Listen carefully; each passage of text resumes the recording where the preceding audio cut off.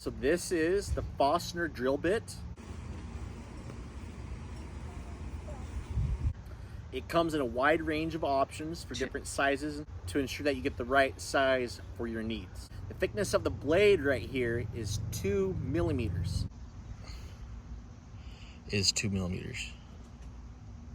We're gonna drill a hole here and see how this drill works.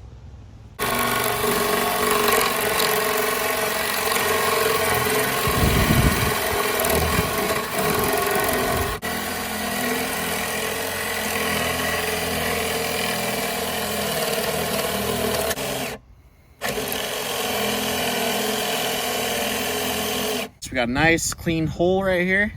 We'll measure the width. This was a 2-inch diameter. This works it's very nice and smooth and works great.